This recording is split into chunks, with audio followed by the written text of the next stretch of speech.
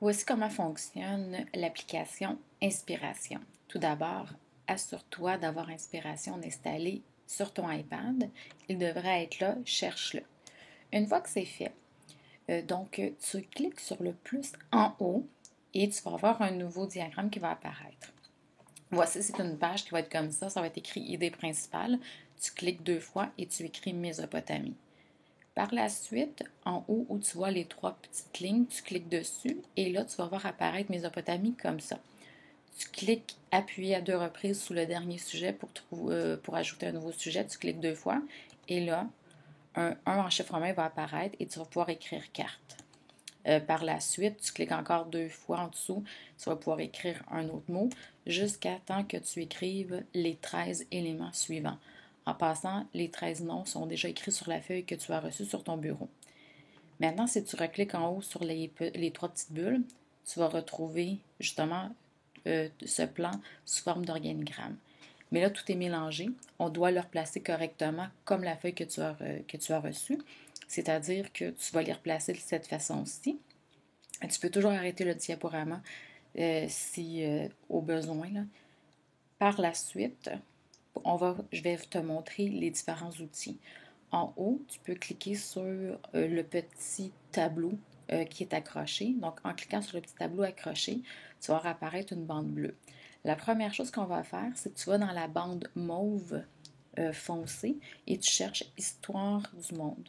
Donc, une fois que tu as trouvé Histoire du monde, qui est une colonne, tu vas tout simplement voir cette page-ci. Là, je t'invite à cliquer 2 fois sur pas cliquer 2 fois, mais à cliquer Mésopotamie. Par la suite, tu cliques 2 fois sur la porte d'Ishtar, c'est-à-dire le lion avec la porte. Donc, c'est celle-ci. Par la suite, ce qu'on va faire, c'est qu'on va sélectionner le mot carte et là, tu vas aller voir dans les formes. Donc, c'est complètement à gauche. Et là, tu vas chercher la forme qui ressemble à celle qui est écrite numéro 1. Donc, carte est sélectionnée, tu cliques 2 fois sur 1, ça va donner ceci. Après ça, tu sélectionnes tant, tu cliques sur 2, et etc. Pour à la fin, ça donne cela. Maintenant, si tu veux créer une nouvelle bulle, ce que tu vas faire, c'est que tu cliques sur la bulle et là, il y a une petite pointe de flèche en bas. Tu cliques dessus et pouf, une autre bulle apparaît. Si tu veux modifier des choses ou quoi que ce soit, tu cliques sur le i. Donc, voici ce que tu peux faire avec le i. Donc, le i, tu peux changer justement la couleur de remplissage. Tu peux, après ça, choisir la police de ton texte. Va pas faire les diagrammes, touche pas à ça. Souvent, ça cause plus de problèmes que d'autres choses. Donc, vraiment, style et texte, c'est les choses que tu dois utiliser. Par la suite, si tu fais des erreurs, tu as la petite flèche ici en haut. C'est annuler ou refaire, je t'avertis. C'est pas un undo infini. Dès que tu fais une gaffe, tu fais tout de suite annuler parce qu'il ne retient que la dernière action que tu as faite. Maintenant, je vais te montrer comment insérer une photo. D'abord, on prend une photo, une capture d'écran. Tu vas sur ta pellicule photo et là, encore, toujours le cadre vert qui est sélectionné. Tu vas photo complètement à droite et là, tu vas pouvoir choisir la photo, mais avant tout, il faut sélectionner la case.